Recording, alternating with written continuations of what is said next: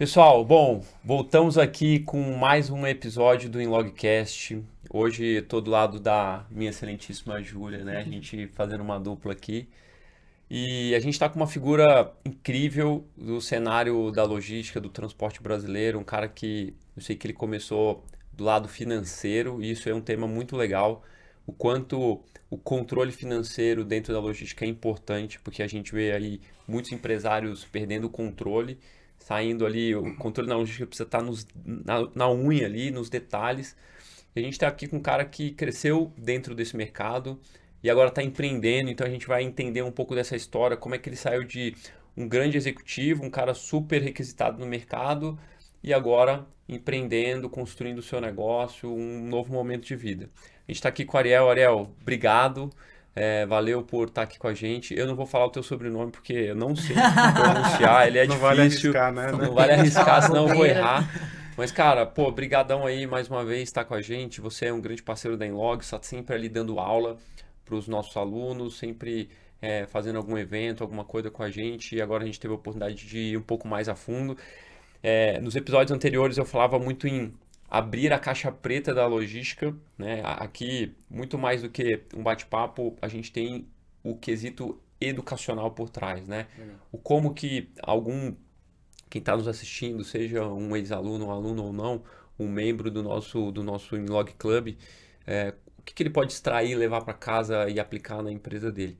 Então, pô, obrigado e vai ser um prazer que você ensine a todos nós aqui alguma coisa do que você aprendeu nessa jornada. Excelente, excelente. Obrigado. Primeiro, fiquei até meio corado, assim, né? Com uma introdução dessa. Fantástico. Obrigado pelo convite, sempre de portas abertas, né? Em log, enfim, eventos e aulas, participando bastante, né? Desse dia a dia. Também aprendendo muito, né? Então, ter acesso a outras pessoas com outras perspectivas de negócios, empresas e até partes da cadeia diferente têm sido muito ricas para mim também, né? Então, uma coisa é operar um negócio e passar por aquilo, outra coisa é ver a visão, às vezes, do seu cliente ou do concorrente, como que eles passam, qual que é a visão deles desse processo. Então, é um ciclo, acho que, de aprendizado mútuo aqui também. E o mentor muito bem avaliado, diga-se de passagem, né? Tanto nas aulas quanto nas mentorias. Ai, Para quem ainda não te conhece, Ariel, conta um pouquinho da sua trajetória até os dias de hoje. Eu passo muita água debaixo dessa ponte, né? ah, com certeza, com certeza. Então, vou começar pelo sobrenome, é Herschenhorn, né? Acho que é um bom jeito de começar. E eu comecei minha vida corporativa pingando em muitas empresas diferentes, segmentos diferentes, né? Eu comecei a trabalhar no setor financeiro, no Citibank, depois eu fui para a Abril, que era um sonho meu tá envolvido em cultura, em educação, então eu trabalhei 5 anos na Abril, em estratégia, Abril e Abril Educação, né? A parte de mídia, de revistas, Elemídia também, na época fazia parte do grupo. Em determinado momento eu vi que eu estava muito, eu vou dizer, corporativo demais, né? Então, trabalhando com estratégia e projetos muito legais, mas eu conhecia muito pouco de como o negócio tocava no dia a dia, né? Eu lembro de um dia falar para o meu chefe, cara, nunca emiti uma nota fiscal na vida. E eu falei, pô, eu preciso disso, né? E não no sentido da nota, mas de experimentar como que era a gestão do dia a dia, como é que era Mão na massa. mão na massa, tocar, ser responsável por um DRE, por receita, custo, pessoas, enfim, fazer o negócio acontecer. E a primeira experiência que eu tive foi na logística do Grupo Abril. Era um negócio que era um misto entre entrega de revistas e entrega de pacotes de e-commerce, né? Na época, a entrega de revistas era historicamente do Grupo Abril e o negócio de e-commerce tinha sido adquirido da família Monteiro 3, 4 anos antes, né? Eu entrei na logística em 2014 e 15. E eu assumi justamente como financeiro. Então, era um lugar de altíssimo aprendizado, porque você tinha dois negócios completamente distintos, num grupo que historicamente olhava muito para a revista e conhecia pouco, muito pouco de e-commerce, do transporte de pacotes, modelos fiscais distintos, times distintos, fisicamente as operações estavam em lugares separados, e o grande papel era juntar isso daí. E aí, desde essa data, em 2000 final de 14, 15 até hoje, eu nunca mais saí da logística. Então, é um ambiente que ele junta alguns fatores, é um negócio meio de maluco, né? Mas ele junta alguns fatores super importantes. O primeiro é a gestão de custo, né? Então, você tem que operar sempre no limite do limite do limite do custo, porque você dificilmente consegue ter aquela gordura, né, que outros negócios têm de margens super altas. Muita tecnologia no processo. Então, garantir que você consiga se atualizar, porque os seus clientes, principalmente atendendo e-commerce, eles estão investindo muito, né? Então não adianta pensar que eu sou transportador ou eu opero logística, eu estou um passo atrás. Na verdade, você tem que estar um passo à frente, porque você não controla essa pauta de tecnologia. Às vezes vem do seu cliente, você precisa reagir. E uma pressão de prazo super curto, né? Então o mercado muda e muda muito rápido. Então nesses 10 anos, de lá para cá, né, de 2015 até hoje, passei por revista, passei pela parte de encomendas, né? Em 2017, final de 17, 18, eu assumi o negócio da Total Express, né? Eu fui CEO da Total por 2 anos. No meio de uma recuperação judicial, a gente passou um pouco não, a gente passou bastante pela paralisação dos caminhoneiros, né? Então, quando eu falo de, pressão de custo, ter que reagir rápido e ter fatores externos que influenciam, paralisação dos caminhoneiros foi um desses, né? A gente precisava reagir muito rápido, muita carga com a gente, muita pressão por entrega, por resultado. Então, eu fiz esse ciclo, né, na Total de 2015 a 2019 e depois disso eu fui para a Log, que era uma empresa, tinha acabado de virar unicórnio em 2019 mesmo, em abril de 19, eu entrei um pouco depois. E a ideia da Log era, a gente aprendeu a trabalhar tecnologia muito bem, agora a gente precisa escalar o negócio de logística. E isso eu já tinha feito na Total Express, no Grupo Abril. Então, uma boa parte desse aprendizado também de como escalar o negócio, tendo o controle das principais variáveis, né, de velocidade, custo, volume, serviu muito naquela época. E dentro da Log, eu fiz N coisas diferentes, né? No final me chamavam de MacGyver lá, porque eu entrei para tocar expansão mesmo, geográfica. Falar, eu entrei com 30 cidades e a ideia era atender 5.500 cidades num período de um ano. A gente conseguiu fazer, mas não em um ano, a gente fez em 2 anos, a gente fez um modelo faseado.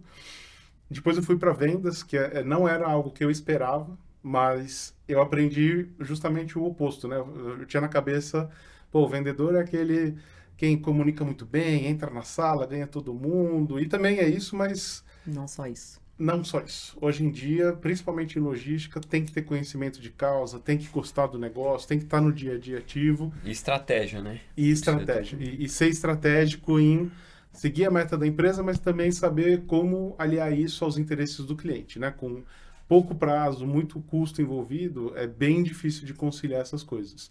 Então, na Log eu entrei em expansão, depois eu fui para vendas, e aí eu tive um outro ciclo em novos negócios, que eu lancei alguns serviços.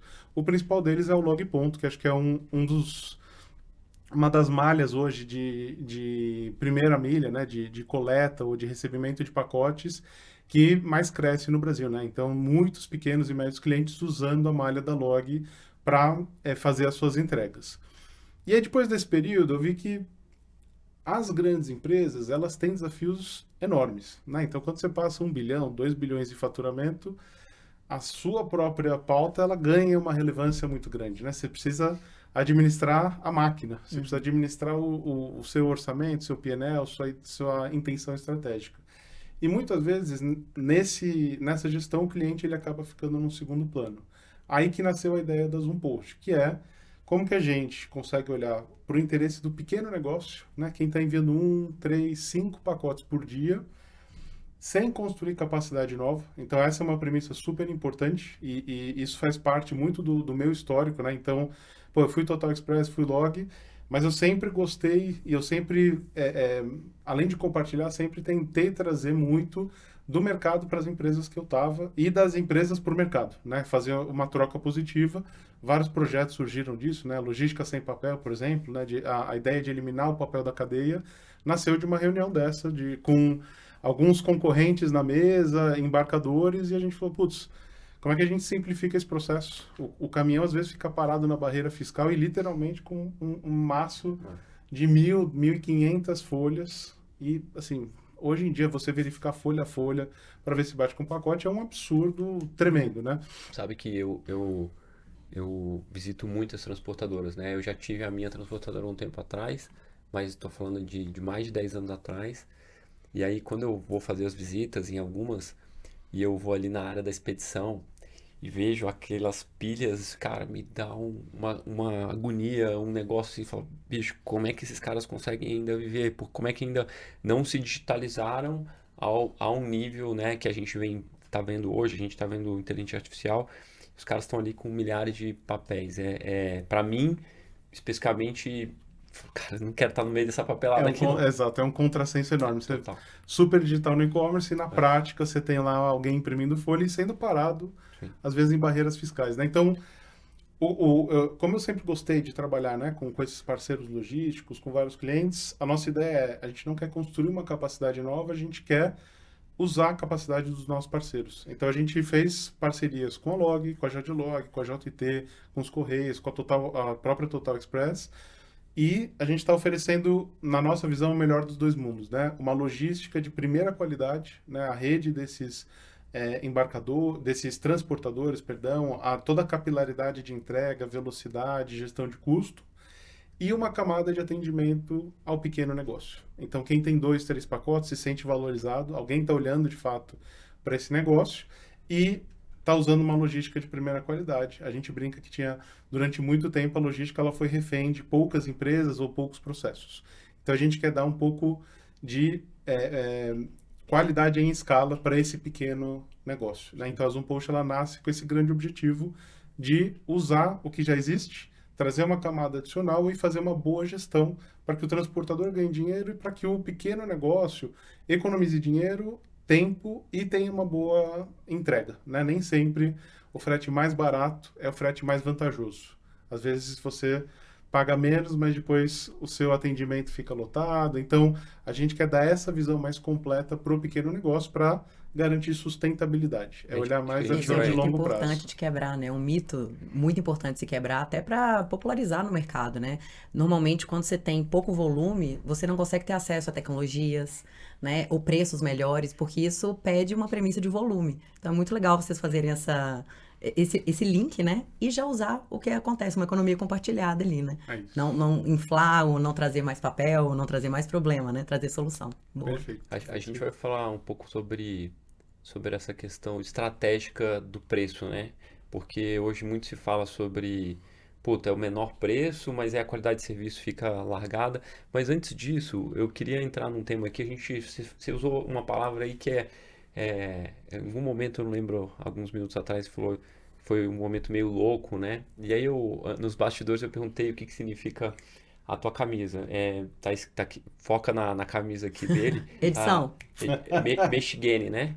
Isso, Meshigene. Isso. E aí eu acho que já pegando a tua transição de executivo para empresário, no Brasil, primeiro que você foi virar empresário num momento super crítico, juros altos, né? Inflação alta, a gente está com grandes problemas geopolíticos, mas eu acho que o cara que está afim de fazer, ele não pensa muito nesses detalhes externos, ele simplesmente tem a ideia e ele quer fazer. É puro feeling, né? É pura emoção e zero racionalidade de, putz, deixa eu pensar se todos os fatores estão perfeitos para eu poder pedir demissão e seguir uma vida de empresário, de empreendedor. E você contou aí que Meshigene significa louco, né? Um pouco disso. E como é que foi esse momento de loucura de falar que você é um cara super requisitado no mercado, já foi CEO de uma Total, foi VP da Log, né? Se não me engano.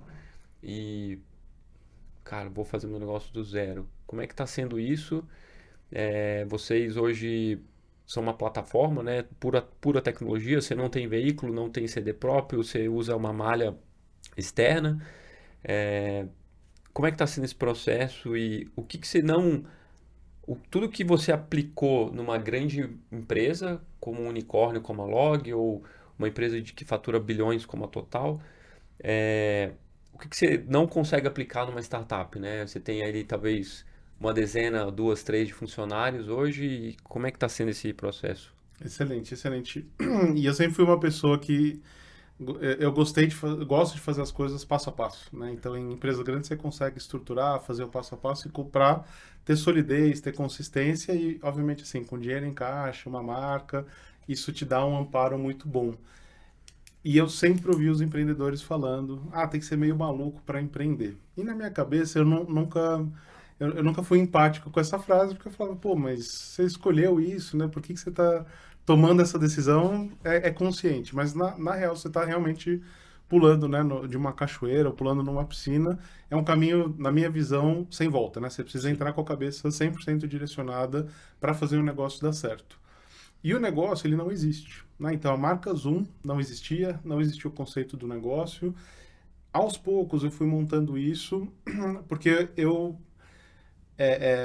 em determinado momento, eu tive uma realização pessoal que eu falei, pô, eu sempre acabo indo para a área de novos negócios, de novas empresas, das empresas que eu tô, né? Eu sempre acabo indo para a vertente meio que estruturar um negócio e De depois inovação, né? de inovação, criar procurar algo novo. novo. Aí eu pensei, por que eu não faço isso Para mim, né? para mim, né? E com as coisas que eu acredito, né? E não que nas grandes empresas você não consiga, mas você sempre tem algo, Deixar o seu DNA em alta. deixa o DNA muito maior, muito mais relevante. Então, como que a gente construiu esse passo a passo? Eu falo a gente porque não sou só eu, né? Sou eu e mais 2 sócios. Quando eu tive essa ideia, né, de fazer um negócio próprio, eu sabia meio que o caminho, né? Eu tava olhando na neblina, assim, eu falei, ó, acho que a gente precisa ir para lá, né? Eu sabia que tinha uma dor, eu sabia que tinha um espaço, mas ainda nada definido. Liguei para o Jonas, né? O Jonas durante muito tempo foi CTO da Total Express. Ele, enfim, montou um dos principais sistemas usados até hoje, né? O ICS. Ele passou quase 20 anos na empresa. Liguei para ele, por sorte, ele tinha acabado de sair da empresa que ele estava e ele estava naquele momento de decisão, né? De qual que é o próximo passo. Ele ia tirar 2, 3 semanas para pensar, mas ele já tinha as propostas na mesa. E eu liguei bem no dia, aí eu acredito bastante, né, que exista Não há uma coincidência. orquestração maior, e eu liguei para ele bem no dia que ele tinha saído, e aí a gente teve uma ótima conversa, a gente sempre conversou, mas sobre isso, primeira vez, e ele sempre foi fundamental para o negócio. Eu vou explicar também o que ele fez, né, em 2, 3 meses, que eu achei incrível. Eu acho que ele sempre foi uma pessoa incrível. Com o IA, eu digo que ele virou um super-herói, né? Porque ele não consegue só desenhar, agora ele desenha, executa, controla, audita, fiscaliza, opera. Ele dá superpoderes para pessoas que já são mais iluminadas em alguns temas. Então, ele topou. A segunda pessoa, né? A gente estava falando um pouco, é o Araga, né? O André Aragonês, que também tem uma experiência. Ele foi Total Express, ele foi log comigo, né? Ele tocou a expansão junto comigo. Depois ele teve um ciclo de 4, 5 anos na Pega Aqui, então ele conhece muito bem esse negócio de pontos, de recebimento de carga, envio de carga para pontos espalhados pela cidade. E falei com ele também, e ele também tinha um interesse muito forte, e eram 2 pessoas que pessoalmente sempre me dei muito bem, e profissionalmente eu acredito muito. Então, um dos primeiros passos que me deu um pouco de conforto foi, pô, eu tenho aqui as pessoas certas como sócios, com perfis complementares, né? Então, com o tempo, eu acabei enveredando a parte financeira, é claro, mas a parte mais de vendas, de mercado, de estratégia do negócio, e uma pessoa muito forte em operação e atendimento, uma pessoa que conhece tecnologia, principalmente a tecnologia de transporte, de cabo a rabo. Isso me deu uma segurança muito forte. Então, pulamos juntos, né? Então, é sempre um pulo, pulamos juntos na piscina da cachoeira. E aí a gente foi descobrindo, pô, o que a gente vai fazer. E eu lembro da primeira vez que a gente sentou, eu preparei um material, eu falei, cara, o que a gente quer ser, né? Eu botei uma empresa de um lado, outra empresa do outro, e falei, cara, vamos discutir aqui onde que a gente está no meio desse caminho. E aí essa foi a primeira conversa que a gente começou a gerar as variáveis para falar, meu, vamos mais para cá, vamos mais para lá, essa dor aqui a gente não está endereçando. Então demorou um mês e pouco, até a gente aterrissar onde que a gente gostaria de operar. Buscando cliente, enfim, eu digo, aprendendo com o cliente, fazendo várias reuniões, mostrando um pouco quem a gente era. E aí as coisas começaram a ganhar um pouco mais, a gente começou a ganhar um pouco mais de visibilidade do negócio, né? Aquela neblina na frente começou a baixar, Claro. e a gente começou a ter a visibilidade muito mais explícita do que a gente queria operar. Aí o desafio, ele deixou de ser, eu vou dizer, incerto, né? E causar aquela ansiedade de, cara, o que a gente está fazendo? E virou muito mais focado. Falou, ó, a gente quer fazer isso. Agora vamos canalizar energia para que esse negócio aqui dê certo. Isso deu pra gente eu acho que um foco fantástico. Eu vou te interromper, mas vou falar sobre foco, Ju, porque a gente que está ali dentro da Inlog, a gente vê muito. E aí, saindo um pouco da questão de tecnologia, entrando na questão de operação, transporte público, que você conhece muito. A gente vê muitas empresas desfocadas, né? E eu acho que o Ariel como é um cara muito estratégico, você pode ensinar aqui sobre posicionamento, né? Você, no primeiro momento, não sabia para onde ir, mas você colocou os cenários no tabuleiro, foi entendendo, putz, beleza, eu vou por esse caminho aqui, baixou aqui, é lá, vamos embora.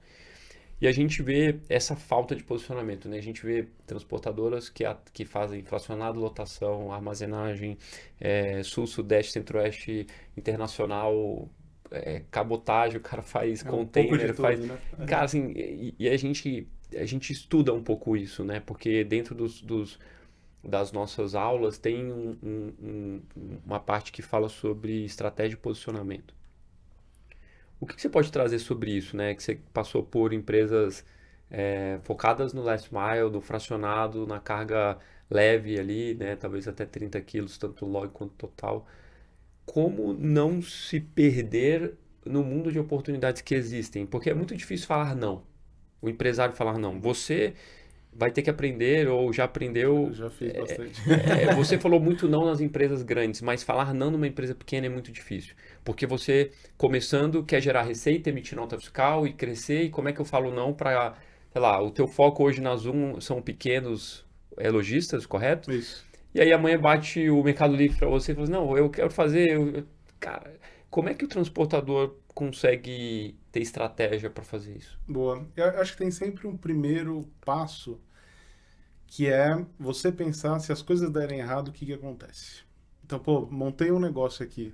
Se as coisas derem errado, você vai dedicar 100% do seu tempo, da sua energia para consertar o que está de errado com aquele negócio, né? Fazer um contingenciamento e tudo mais. Se você tem 10 iniciativas e as 10 dão errado, qual que você vai priorizar? Então, na minha cabeça, é assim que, de maneira simplista, a gente deveria olhar, que é pelo lado de, cara, qual que é a maior oportunidade que eu tenho aqui, mas qual que é o maior desafio para tocar esse tipo de negócio. Por quê? Porque muita gente olha e fala, isso daqui é só montar um sistema e eu deixo ele tocando de um lado. Esse é o melhor jeito para matar uma empresa depois de algum tempo, porque alguém vai roubar seu cliente, alguém vai desenvolver um sistema melhor, ou você mesmo vai virar obsoleto, né? Então, se você não está pensando e está obcecado com aquele negócio, com aquele problema, com aquele cliente, eu acho que alguém vai estar. E se é um negócio que dá dinheiro, alguém descobre isso. A lógica da economia é essa. Se você está fazendo algo não tão bem, alguém vai descobrir e vai ou roubar o seu cliente no mesmo preço, ou baixar um pouquinho e roubar, mas fazer melhor. Então, a lógica que eu sempre penso é ter foco para garantir um diferencial competitivo. Então, quando a gente estava na Total, a gente tinha uma iniciativa, isso em 2016, 2017, que era o B2B, né? E o B2B era uma grande promessa, a gente olhava, eu vou dizer, tinha um que até meio messiânico, assim, porque na época a empresa não era rentável, e o B2B era, pô, a gente vai virar rentável quando entrar o B2B, vai aumentar o faturamento, vai resolver isso, essa estrutura aqui vai se pagar, então era um negócio que, assim, se der certo, muda o patamar da empresa. Só que era 1% da receita do negócio. E ele consumia muita energia de uma empresa que, na época, a gente não tinha recurso financeiro mesmo para sustentar, né? Era uma empresa que teve dificuldade de caixa. E nessa época, eu lembro da gente tomar uma decisão de abrir mão do B2B, né? E realmente abrir mão dos clientes, né? O time de vendas queria matar a gente. Fala, pô, mas tem aqui dinheiro, todo esforço. É algo pessoal até, né? Tem algo do ego, que Tem você um fala, ego. pô, eu criei, eu inventei tabela, eu fiz o sistema, não sei o quê. E depois eles até usaram, tá? Acho que não foi de todo mal aproveitado, descartado. Mas na época foi importante para a gente fechar uma história que era dominância em e-commerce. E para ter dominância em e-commerce é focar em muita volumetria, preço competitivo, né? E as pessoas têm medo de dizer, eu digo preço baixo, né? Baixar preço realmente para trazer volume e ganhar escala e saber operar a escala com qualidade. Então, isso, na minha visão, construiu, por exemplo, uma Total que é hoje super fortalecida. A Total é uma das empresas mais estruturadas que eu vejo no mercado, né? Eu admiro bastante as pessoas que estão lá e a empresa, de fato, ela tem processos, uma organização, uma governança, uma batida de bumbo muito forte. Isso eu acho que é a resiliência que se cria quando você toma a decisão de focar em algo para fazer muito bem. Então, pô, depois você pode entrar no B2B? Pode, mas quando o negócio principal já estiver muito maduro, muito consolidado e você vê que ele não tem muito mais espaço para crescer. Aí você precisa achar vias de crescimento, mas até chegar lá, cria um diferencial. e eu acho que as pessoas elas querem entrar, mas elas não têm a disposição de fazer algo muito diferente. Pô, vamos fazer carro elétrico? Vamos. Na China tem 170 fabricantes de carro elétrico. Se você botar elas lado a lado para mim, eu vou falar, cara, eu não consigo identificar a diferença entre eles. Ou seja, daqui a pouco não tem 170, vão ter 4. Sim. E mesma coisa com o mercado ocidental vai de carros, tinha N fabricantes, ganharam o quê? Poucos, que foram ou comprando as outras, ou ganhando escala, ou realmente trazendo carros melhores, veículos melhores. Ter esse diferencial e pensar o que acontece se as coisas dão errado. Para mim são esses duas abordagens que eu olho. E a gente fez isso. Eu falei muito não, tá? Então tinha muita gente, não era não assim, nunca tive o Mercado Livre falando, ó, quero te dar aqui milhões de reais aqui na Zoom. Mas a gente teve muitas empresas que queriam produto que, na nossa visão, não está pronto e não é aderente com o que a gente faz. E a gente discutiu muito, mas falou, cara, isso daqui vai sugar a nossa energia do lugar que a gente quer ir. É melhor a gente não faturar agora no curto prazo e guardar nossa energia para focar onde a gente realmente quer. Então a gente está nessa batida de bumbo, eu brinco com eles, né? Vamos sem pressa, mas vamos com direção. Porque aí acho que a gente vai mais longe com isso daí. Esse bastidor, ele é muito importante, porque é um perfil comportamental do empreendedor muito comum, a gente vê isso muito no mercado, né? Diante de tantas oportunidades, como falar não ou como escolher, como abrir mão, com tantos problemas que podem ser resolvidos, o que escolher para resolver? Sim. Tudo parece muito bom, tudo parece muito atrativo, mas quando você vai para a execução, de fato, aí que tá, a ideia não vale nada, né? Vale você colocar ela na execução, de fato, e ganhar dinheiro, fazer uma empresa. E eu acho que nessa linha de raciocínio, primeiro, obrigado por abrir o bastidor, porque não é todo mundo que divide isso, né? Ou que mostra esse grau de vulnerabilidade. Ó, eu tenho que falar não para algumas coisas porque não está pronto ainda. E seguindo essa linha de raciocínio, eu queria que você contasse pra gente o que mudou na sua cabeça quando você saiu da cadeira de executivo para a cadeira de empreendedor.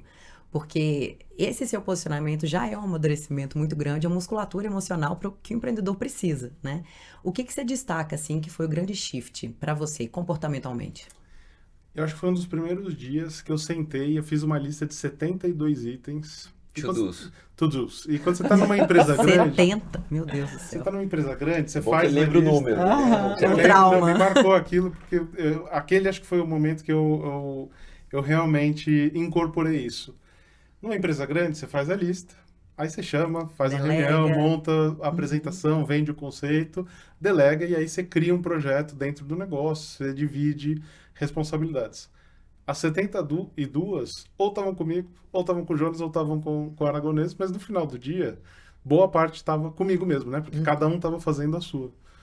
Então, nesse momento que eu falei, putz, algumas funções e algumas características de executivo, elas precisam ser, na minha cabeça, desmistificadas. Então, você não tem um time financeiro para te suportar, você não tem um time de marketing, você não tem um time... Você tem que ser do 0 ao 100 tudo, né? Você tem que... Super generalista. Super generalista e executar tudo. E executar. Né? Assim, pô, quem faz TED para fornecedores? TED não, Pix, né? Hoje em dia. Sou eu. Pô, quem que liga para fornecedor? É o Araga. Quem que resolve conta da AWS? É o Jonas. Não tem uma pessoa, uma gerência de infra, de tech, que é ele que está lá com a mão na massa. Então, uma das primeiras coisas é que você precisa realmente, mais do que numa empresa grande, arregaçar a manga, não perder a visão da estratégia, porque aí você mata o negócio, é o que a gente estava falando agora. Então, ser guardião da estratégia do negócio, do caminho, mas também executar. E eu acho que essa é uma dificuldade, tem sido para mim enorme, de fazer os dois, né? Porque no meio da execução, você... Tem que às parar vezes pra pensar na estratégia. eu paro e falo, putz, será que a gente está indo no lugar certo? Aí volta para aquela dúvida e fala, não, mas não dá para parar, porque senão a operação cai, né? A gente não traz o cliente ou não dá aquele próximo passo. Então, esse negócio de arregaçar a manga e executar, e não ter... Acho que muita gente tem o ego, sei lá, aquele negócio de, eu não vou tocar nisso daqui porque não é meu. É o contrário. Eu acho que você tem que fazer para conhecer os processos a fundo e realmente ter essa virada de chave de, cara, conhecer todo mundo. Eu tenho visitado muito ponto, né? Ponto de PUDO, de location, né? E muito seller, lojista, para conhecer a realidade deles. E isso daí é, cara, ir lá com a pranchetinha, ficar 1 hora, 2 horas perto do lojista, ver como é que ele vende, como é que ele se relaciona, o que que é importante para ele na hora, para ela na hora de vender, de empacotar e de enviar. Pois daí requer, acho que uma humildade que às vezes nas grandes empresas você quer tocar aquele projeto que vai faturar 1 bilhão, mas você não está disposto a faturar os R$ 10. Sim. Então aqui eu acho que essa visão dos R$ 10 é mais importante do que a de 1 bi. É focar no curto prazo, em oferecer um bom serviço e tá com a cabeça lá, mas pensar, pô, como é que eu transformo isso depois num negócio muito maior. Essa questão do empresário entrar dentro da operação, né, que é o que você está fazendo. A gente vê os transportadores, de forma geral, eles estão muito dentro do dia a dia operacional. Eles conhecem muito o que está acontecendo. Eles sabem, né, detalhes, né, talvez da calibragem do pneu da carreta. E eles negligenciam, na grande maioria, a questão comercial, né? A gente tem visto muita gente com grande faturamento concentrado em poucos clientes, por exemplo. Então, quando eu pego esse lado que você está trazendo né, de se dedicar ali, de entender os detalhes, você tem que ser multitarefa. Como é que eu passo para o transportador a importância da questão comercial, de ser uma questão estratégica? Porque para eles a operação é muito estratégica, né? Ele está preocupado em entregar dentro do prazo, mas ele não está olhando o risco que ele tem ali de concentração de faturamento. O que você pode ensinar para quem está ouvindo a gente assim, um pouco sobre gestão comercial, né? Tipo, porra, coisas que empresas de tecnologia, startups fazem muito bem, um funil de vendas, um time de CS, um time de CX, que pô, eu nunca vi, assim, na verdade eu acho que eu vi 2 ou 3 transportadoras que tem time de CS, CX, tirando as grandes. Mas as pequenas e médias não olham isso, não conseguem separar os processos de pré-venda, venda, pós-venda. Como é que a gente faz brilhar a área comercial dessas empresas? E você que é um cara que conhece demais sobre isso, né? Tanto na Total quanto na Log, se atuou fortemente com o desenvolvimento de novos clientes e tal. O que isso pode vir? Boa, boa, excelente. O principal ponto, eu acho que é sempre criar uma máquina de vendas. Então, as transportadoras, e principalmente as que dependem de poucos clientes, elas são muito fundador ou fundadora dependentes. Né? Porque, pô, nasceu do relacionamento com um cliente, eu consegui o outro e fiquei confortável. Ficar confortável é o primeiro passo para perder receita para o negócio ruir. Então, vendas, na verdade, é manter o negócio vivo, manter o negócio ativo. Se você não está procurando o cliente fora, alguém está procurando o seu cliente. Então, o primeiro passo realmente para perder um cliente é começar a operar com ele. Essa é uma realidade que hoje está cada vez mais explícita e transparente, né? Acho que os clientes mesmo levantam a mão e falam, olha, recebi a proposta X, esse quesito aqui está melhor, está pior. Eles trazem isso para o time de vendas, enfim, para os donos. Então, para mim, acho que o principal fator é construir uma máquina de vendas independente do fundador e da fundadora. É criar canais de... Primeiro, ter um funil, né? Saber o que é um funil e deixar abastecido o topo do funil, ou seja, onde que eu procuro clientes que tenham a ver com o perfil da minha operação. Pô, se eu estou vendendo, sei lá, transporte para produtos químicos. Cara, eu preciso de uma lista de todas as empresas que tenham produtos químicos na indústria, na formação de base, ou que usem isso para algum tipo de serviço ou produto. Eu preciso saber onde está meu mercado e eu preciso ter mapeados quem são as empresas, quem são as pessoas e tomadores de decisão. E a partir disso, fazer o funil avançar. Ou seja, sem você estar presente lá, como que a empresa consegue garantir uma sustentabilidade? Como é que você sabe o que você está vendendo, você procura a lista de clientes que têm interesse no que você está vendendo e a partir disso, o cliente ele entre naturalmente dentro do seu negócio. Esse, para mim, não é nem uma ambição de crescer o negócio. A gente falava muito de vendas antes, que assim, vendas é para crescer o negócio. Na verdade, vendas é para não ruir a empresa no começo. Porque o cliente existente, ele pode sair a qualquer momento. E se você depende de 2 ou 3 clientes, você pode perder 30% da receita, mas toda a sua margem do dia para a noite. Esse é um risco que aconteceu com várias transportadoras. Nos últimos 10 anos, muitas transportadoras dependiam de um ou outro cliente, perderam o cliente e tiveram que ir no mercado correr para compensar esse Ou até faturamento. quebraram por conta disso. Ou até quebraram. Se você não quer manter a dependência do fundador ali, do dono, qual que é a receita para montar um bom time de vendas? Né? Do início do processo ao final, quais são essas etapas? Perfeito. Depende muito do tamanho da empresa, mas se você tiver espaço para trazer uma liderança de Vamos vendas... focar em pequenos e médios, que acho que é muito o nosso público aqui, né? Perfeito. As grandes já estão estabelecidas, mas como montar? O cara talvez não tem budget para isso e muitas vezes não é o foco dele, né? Ele já tem ali os seus 5, 10 clientes que já estão pagando a conta. Como é que ele faz isso acontecer? Perfeito. Isso no Excel dá para fazer hoje em dia, tá? Então, o primeiro ponto é ter uma pessoa que fique dedicada a esse processo de vendas. Mapear qual que é o público que te interessa, né? Muita gente fala do ICP, que é o perfil ideal do cliente. Mapeia qual que é o cliente que é mais aderente à sua operação. Ou seja, se eu ligar para 1.000 clientes, eu vou ter uma taxa de retorno. Se eu ligar para 10 clientes que estão dentro do meu perfil, você vai ter uma taxa bem melhor. Sim. Então, saiba o que você vende, saiba para quem você precisa vender. Tendo isso claro, monta uma proposta comercial para que tenha aderência com esse perfil. Ou seja, você cria o processo, você tira a customização, você deixa na mão dessa pessoa como fazer avançar o cliente dentro do funil de vendas. Ou seja, primeiro eu identifiquei, fiz uma primeira ligação, um e-mail, fiz um contato, um WhatsApp. Agora eu preciso apresentar uma proposta comercial. Como que eu faço isso? Então, ouvir bem o cliente e trazer uma proposta que esteja super alinhada com o que você faz. E acho que um dos erros que os transportadores fazem hoje é começar tudo sempre do zero. Como se toda operação demais também, né? demandasse uma baita customização. E, na verdade, isso traz um desafio comercial, porque toda proposta você precisa começar do zero, fazer o desenho e tudo mais, e traz um desafio operacional. Você precisa depois entregar o que você prometeu. E se você está prometendo algo customizado, você está perdendo escala na sua operação. Você talvez tenha que contratar mais gente e tudo mais.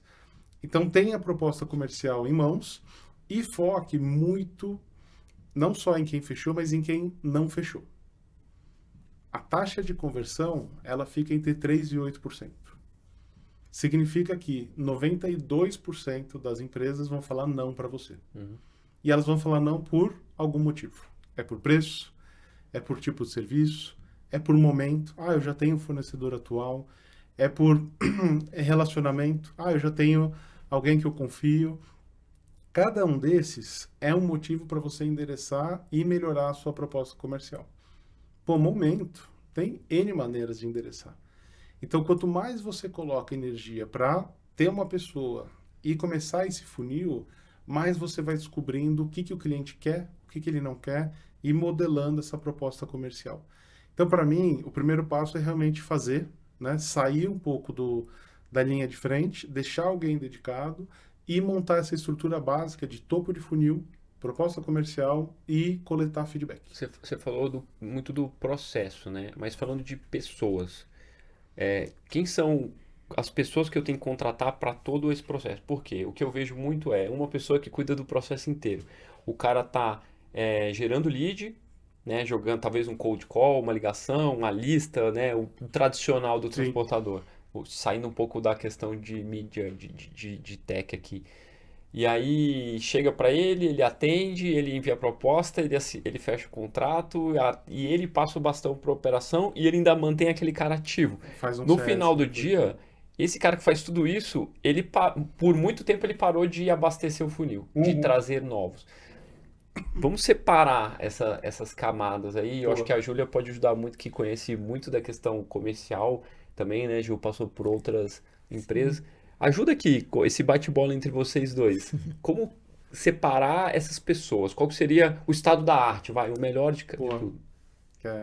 Você é o entrevistado. Isso, imagina. Eu traria essa pessoa para focar em poucas vendas, mas com qualidade. Entendendo o processo de cabo a rabo. Talvez uma target list, né? Um Uma- pouco mais reduzida, Isso. mas focada no ICP. mais focada, justamente para passar por todo o processo com alguém que você tenha confiança. Então, normalmente, a primeira pessoa que você traz não é um vendedor de mercado que não tem contexto da sua empresa. Às vezes, você transforma alguém de dentro do seu negócio, mas que tem um perfil operacional, um perfil comercial de relacionamento para fazer essas primeiras vendas. E aí, depois, eu sempre faria de cima para baixo. Eu começaria com SDR, né? Ou seja, com as pessoas que vão ligar, SDR, BDR, que vão ligar e vão qualificar esses nomes de interesse. E aí você já tem uma pessoa mais experiente que vai fazer, tocar a negociação. Então, do funil, eu iria de cima para baixo para contratar. Primeiro a gente contrata uma pessoa sênior que toque tudo. Essa pessoa sênior vai ter uma ou duas ou três pessoas que vão ligar e vão qualificar os nomes para ela ganhar um pouco mais de proficiência, né, de escala de negócio. E aí, a primeira camada do funil, ela tem que estar super azeitada. Então, você tem que azeitar muito quem que é o seu cliente ideal, né, o ICP, e qual que é a abordagem, qual que é o seu pitch, qual que é o seu posicionamento, para que essa parte do funil esteja super azeitada. Por que eu falo isso? Porque a parte de baixo vão ser 20%, 15% do volume total. Então, aqui em cima você trabalha mais com volume, com escala, e aí você precisa de mais gente. Embaixo você precisa de mais conhecimento, né? Você precisa de alguém muito mais experiente que saiba conduzir o cliente de uma primeira, segunda ligação para o fechamento do contrato. Então, eu começaria com alguém sênior, depois eu começaria com as pessoas que vão fazer o funil de cima para baixo, né? Ligar, qualificar e depois trazer a proposta, né, comercial. Curioso agora para saber. Irretocável. Eu acho que quando a gente está começando a operação, não dá para colocar ninguém em júnior. Porque você não vai ter tempo de treinar, não nesse momento que a gente está discutindo, né? Você não vai ter tempo de treinar e não vai conseguir escalar, né? A definição do ICP para mim é o pontapé inicial, porque você olha dentro da sua operação, quais são os seus melhores clientes? É mais dele que você tem que ir atrás. Então é fácil você virar para o SDR e falar, eu quero mais desse. Então, quando ele já tem um direcionamento claro, eu me preocupo mais com a qualidade do que está chegando nesse funil, na verdade, né? Porque aí eu garanto que a minha taxa de conversão ao longo do funil também vai ser mais alta.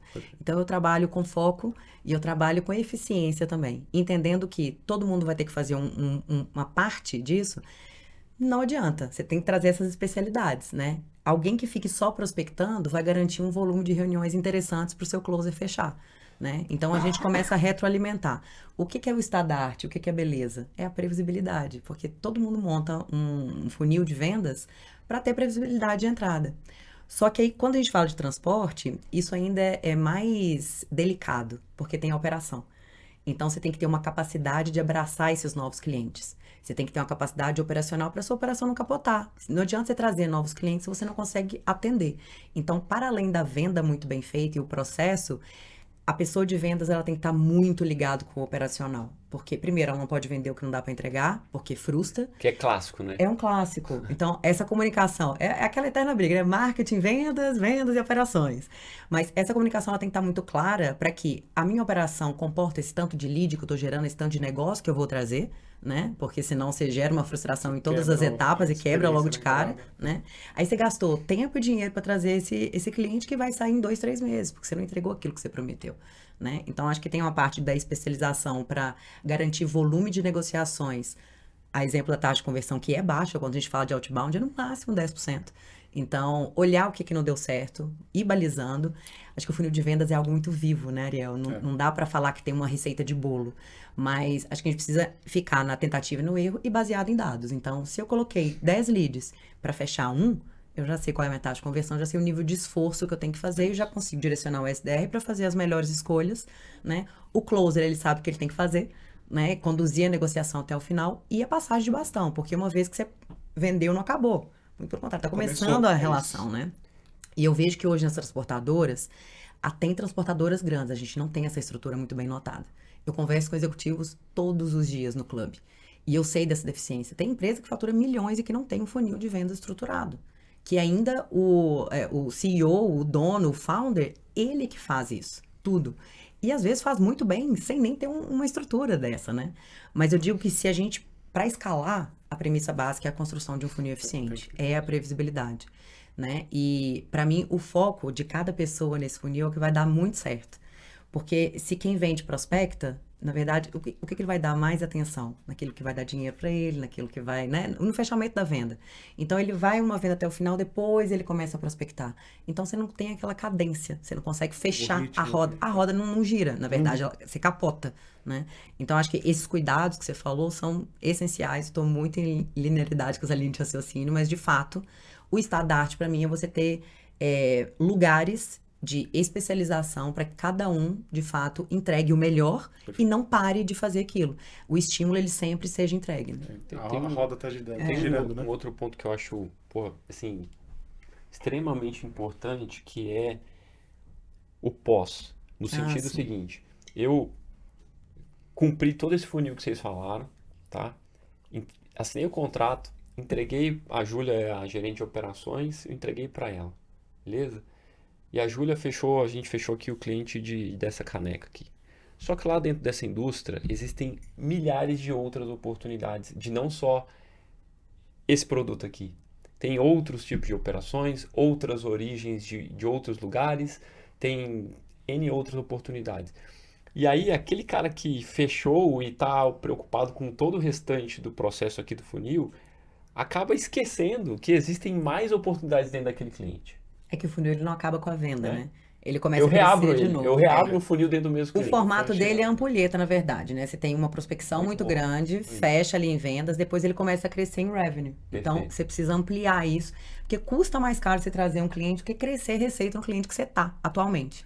Então, o pós-venda, crescer junto, entender o seu cliente, ver oportunidades de crescer receita dentro dele, é o melhor dos mundos, né? Que é o time de CS, né? É o Que time onde de eu CS. olho novas oportunidades dentro daquele cliente, novos projetos, né? Mais receita, incremento de receita. E tem um fator interessante em transporte e logística. Eu brinco muito com aquele filme do Adam Sandler, que a Drew Barrymore, ela esquece tudo no dia seguinte. Não sei se vocês lembram disso. Como se fosse a primeira vez? Como se fosse a primeira vez. Eu tava tentando lembrar o nome, ainda bem. E com o cliente, muitas vezes o relacionamento é assim. Você pode fazer uma Black Friday fantástica. No dia seguinte, é o dia seguinte. Então, assim, todo o goodwill, toda a boa vontade que você adquiriu, se você não entregar no próximo dia, o cliente ele vai esquecer completamente e ele vai migrar, vai tirar volume e tudo mais. Então, tem duas camadas que eu acho que são super importantes, né? A primeira é monitorar todas as oportunidades e não só as iniciais, mas a segunda é garantir um bom serviço. É deixar para o cliente sua operação transparente. Se ele não precisa ligar para você para falar de nada, não deu problema de sistema, não deu problema de performance, não deu problema... Eu sei que esse é um mundo difícil, tá? Porque no Brasil chove, no Brasil tem roubo, tem estrada ruim, mas se ele não precisasse ligar para você, ele só focaria nas novas oportunidades. E o que acontece muitas vezes, o cliente entra já insatisfeito. Às vezes ele vende uma outra transportadora, um outro cliente que não estava prestando um bom serviço, ou ele vem às vezes por preço, já com o pé atrás, falando, putz, vim mais barato, mas será que entrega a mesma qualidade? Então, essa camada de CS, né, de monitorar, garantir, analisar, criar um diagnóstico específico por cliente e passar para ele, né, como se fosse um clínico geral, o que está acontecendo com sua operação dentro da minha transportadora, é fundamental, porque isso abre a porta para novas receitas. Clínico geral, gostei desse Não é? termo. Gostei Acho que, também. então, ó, a transportadora que está ouvindo aí, tem que ter um clínico geral dentro da sua empresa. É. Que é o que a gente usa no dia a dia, é o time de CS, de Customer Success, o sucesso do cliente. Como se você tivesse um líder de sucesso de todos os teus clientes, analisando, indo atrás, buscando mais oportunidades daquelas que já existem. Né? É isso. Essa semana eu fiz um exercício com um dos membros do clube, muito interessante, assim, nas nossas conversas, que é o seguinte, infelizmente, ele perdeu um cliente. Isso deu um baque no mês dele. E ele disse, Júlio, o que eu faço? Eu preciso de novos clientes. Eu falei assim, olha, novos clientes de um dia para o outro, de uma semana para outra, a gente não vai conseguir. Mas você já experimentou dar uma olhada na sua carteira de clientes? Você está deixando dinheiro na mesa? Será que você não consegue aumentar volume pelo relacionamento? Será que não tem dinheiro aí para você, pelo menos, suprir até conseguir colocar outra pessoa no funil e, de fato, trazer nova receita? Porque às vezes a gente fica procurando só fora, mas tem um pote de ouro sentado no seu colo e que você não está enxergando. Aí ele foi fazer o levantamento, 3 milhões. 3 milhões, um volume que não está com ele que ele pode pegar. 3 milhões é muito mais do que ele perdeu com esse cliente. Então, assim, entende? Eu acho que tem algumas estratégias também, aquele dever de casa, o básico bem feito, que a gente acaba não fazendo, e foca só, tem que trazer nova receita, novos clientes. Mas, cara, você tá ali com a sua carteira de clientes, dá uma olhada ali para ver se não tá deixando dinheiro na mesa, né? É isso. E um dos fatores que a gente fala bastante até no curso, né, de vendas é a governança. Então, se você garante que toda semana ou todo mês, né, e depende bastante do tamanho, você senta com o seu time de vendas e você olha as oportunidades, você não deixa elas morrerem no final do dia. Então, esses 3 milhões, eles não deveriam aparecer quando você está no momento de crise. Exatamente. Você deveria olhar os 3 milhões sempre. Como meta, né? Como meta. É isso que é vendas para não ruir o negócio. Na verdade, você está esperando quebrar o chão para falar assim, putz, agora eu preciso decidir para que lado da terra eu vou, né? A terra está repartindo. Não é assim. Já garanta sua casa dos dois lados, que aí você pode ir para um lado ou para o outro e viver bem de qualquer lugar que você tiver. Então, tenha sempre essa governança com o time de sentar pelo menos uma vez por mês, olhar as oportunidades e como que o time está endereçando elas. O time ou a liderança, né? Até porque quando a gente faz venda com a corda no pescoço, normalmente a negociação ela não vai muito bem, né? É isso. Não vai. O outro lado sente A gente quando você está flexibiliza apertado. demais. Exato. Sente o cheiro ali do desespero, Exato. não dá. Exato. Então, acho que você é muito me mais ajuda, proativo. né? O cara já chega pedindo ajuda e... não dá. Já começa Você, fraca na negociação. historicamente, você passou por 2 empresas, você me corrige se eu estiver errado, que eram partidárias do volume, né? Ou seja, volume de pacotes, volume de carga. E o volume tende a ter preço baixo, certo? Eu sou partidário do serviço de cobrar mais para entregar com mais qualidade. Não significa que o baixo volume tenha baixa qualidade. E existe no mercado aí uma grande guerra, né, de preço, uma grande guerra principalmente dos grandes, e aí os pequenos e médios entram nessa guerra achando que eles também têm que colocar preço lá embaixo. Cara, como se posicionar, né? E no final das contas não existe certo ou errado, né, se você quer preço baixo com alto volume ou preço alto com qualidade, com nível de serviço, com controle, com governança, etc. O que é melhor no final das contas, né? Acho que tua história vem de preço baixo e alto volume, mas o que no final você aprendeu dessa história aí? Eu acho que preço é, na verdade, um output, né? Uma variável de saída da estratégia. E a estratégia, eu sempre penso como um hotel. Para mim, é a melhor metáfora. Você está fazendo a gestão de um hotel. Porque, normalmente, as transportadoras têm uma capacidade definida. Você tem algum limite operacional, seja no seu cross-docking, seja na sua malha de coleta, você vai atender, no máximo, 1.000 quartos. E aí o preço, ele é importante em períodos específicos. Então, o preço baixo, ele fez parte, mas ele não é a estratégia das empresas. Ele era a estratégia de ocupar o negócio. Então, na Total Express, a gente tinha um preço super competitivo, porque a gente estava a 30% da capacidade do sorter aqui de São Paulo, né? Agora já tem outros sorters e tudo mais. Quando a gente bateu 80%, a gente falou, não é mais aquele preço. A gente já começou a subir o preço. Por quê? Porque, na verdade, a nossa estratégia não era só preço baixo, era ocupação. E aí, otimização de receita e de resultado. Na Log, a gente teve uma estratégia bastante similar que mudou no meio do caminho, né? Então, a gente focava muito em preço. Por quê? Porque a capacidade instalada era muito maior do que das outras transportadoras. Então, para ocupar essa capacidade, eu precisava ser muito agressivo em preço. Quando a gente começou a ocupar, aí sim a gente começou também a fazer ajuste de preço para o preço sustentável de médio e longo prazo. Então, o preço, ele é parte da estratégia. Quando eu falo da gente ter um diferencial claro, o preço, obviamente, vai compor muito, porque o preço te dá abertura no cliente, facilidade, ele é parte do seu posicionamento lá dentro, mas depois, a Total, por exemplo, vendeu qualidade. Até hoje, eles vendem uma qualidade, consistência, um SLA mais eu vou dizer, robusto. A Log também está indo para esse caminho, né, de oferecer uma robustez dos grandes, sem necessariamente ser a mais barata do mercado.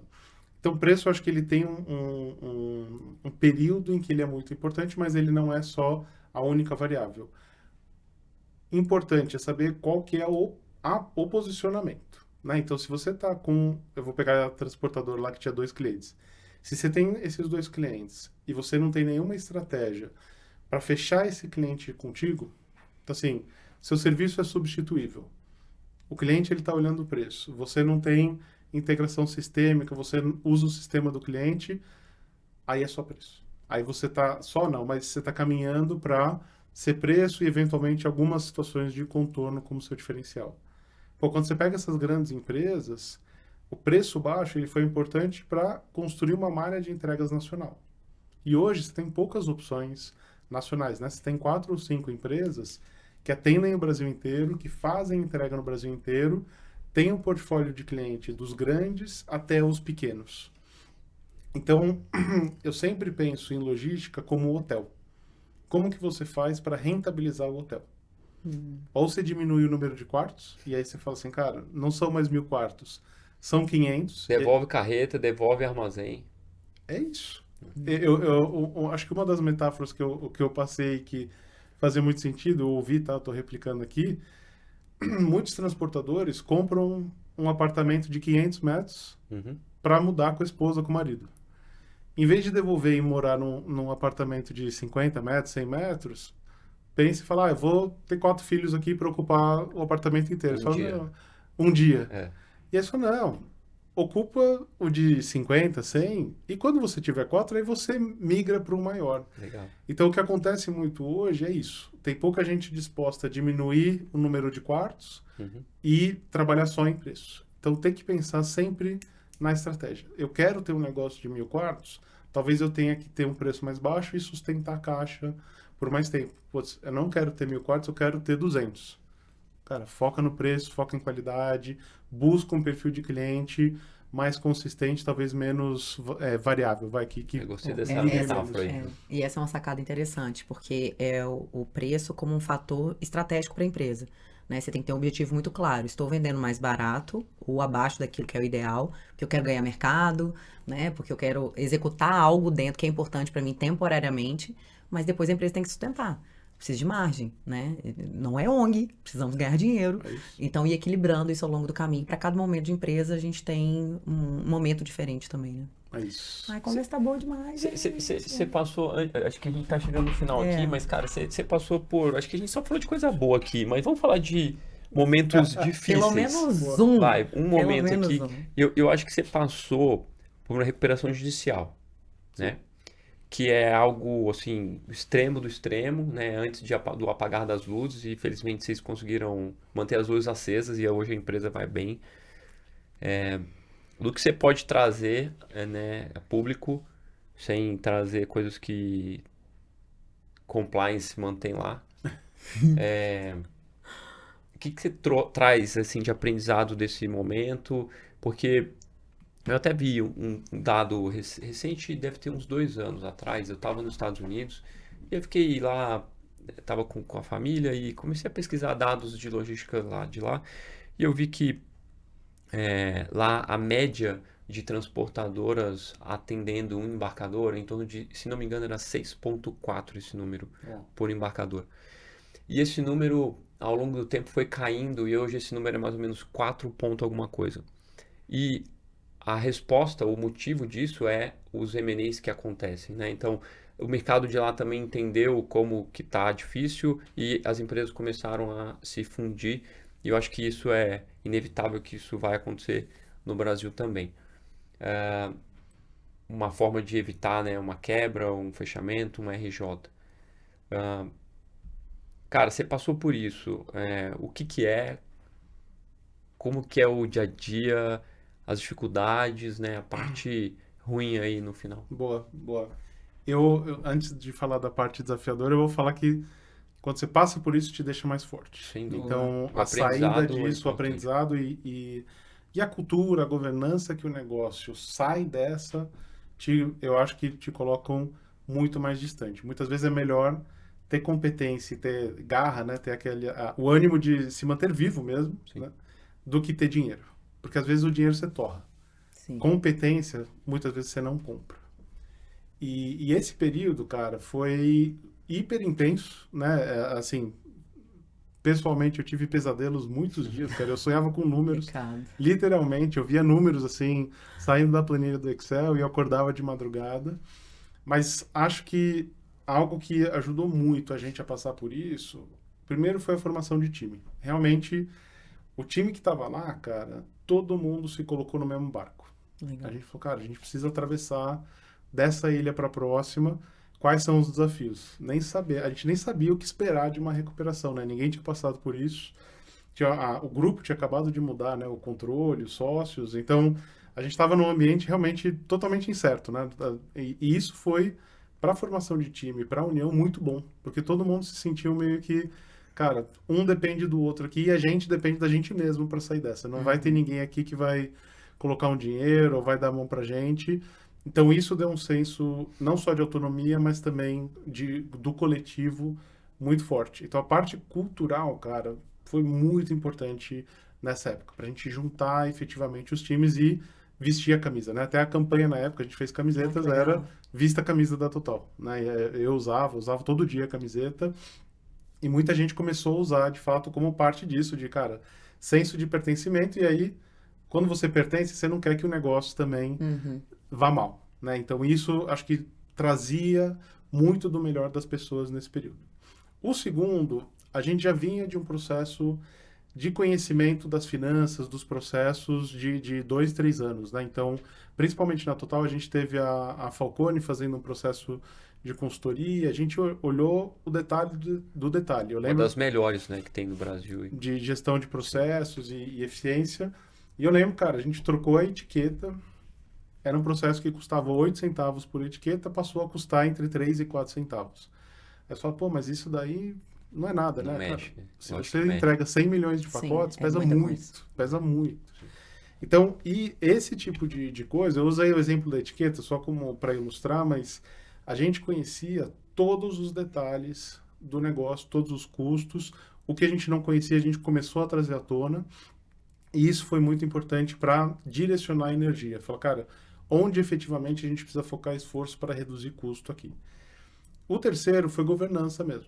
Então, cara, toda semana a gente olhava o P&L, olhava as ações de receita, ações de custo e tinha uma conversa que é muito difícil fazer em empresas, você precisa ser humilde, que é onde a gente está errando e como que a gente pode acertar. Deixar então, o ego de lado. É difícil, assim, pessoalmente já é difícil fazer isso. Imagina numa mesa com mais 6, 7 executivos, você levantar e falar, cara, isso aqui foi muito bom, e normalmente as pessoas querem falar a parte boa e meio que deixar a parte não tão boa escondida, né? A não ser que alguém levante a mão e pergunte.